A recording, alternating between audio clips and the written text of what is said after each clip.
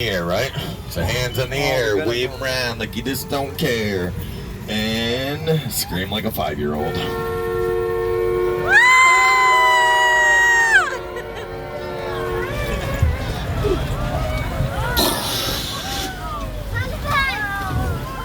And that's how you turn a truck into a boat.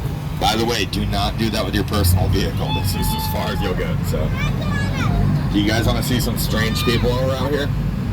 If you do, warning, do not stare them in the eyes. They will steal your soul, okay? They're right down the left.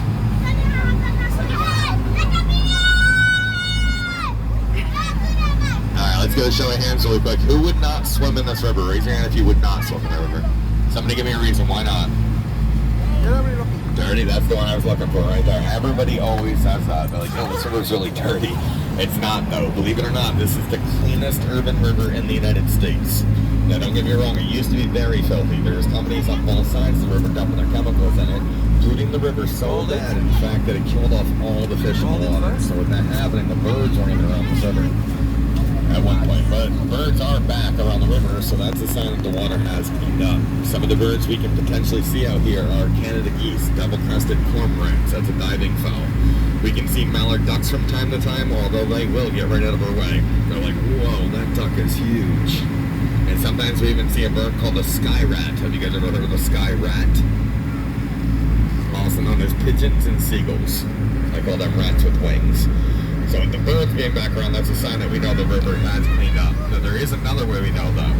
In the 1970s, 3 groups got together to clean this river up. Charles River Watershed Association, the Department of Conservation and Recreation, and at the time the newly formed United States Environmental Protection Agency. They spent millions of dollars cleaning this river up, and it went from a cleanliness rating of a D- to now at its best somewhere between a B+ and an A-. It depends on the weather. If it rains, it's going to drag stuff into the water and it's going to cause it to fluctuate a little bit, but you can now swim in this river. I say now because back then when it was still polluted, you couldn't. You fell in this river back then, guys, you were highly encouraged to get to the hospital within 24 hours and receive a tetanus shot. People referred to this river back then as the dirtiest river in the United States. You should know that title belonged to the state of Ohio. The Cuyahoga River in Ohio had a cleanliness rating of an F back then. Anybody know what F stands for? No. Fail, not when it comes to water quality. It actually stands for flammable. The Cuyahoga River, throughout its history, has caught on fire 13 different times. Wow. But it is much cleaner nowadays as well. So, pretty cool facts there, right? So if you look straight ahead of us, you know it's going to get really narrow right here. We're going to go up through this. This is what we call the old lock and dam system. It doesn't work as a lock or a dam anymore. It only serves as a passageway now. It was shut down in 1977. The new lock and dam system was back over where that bridge is, and that opened up in 1978.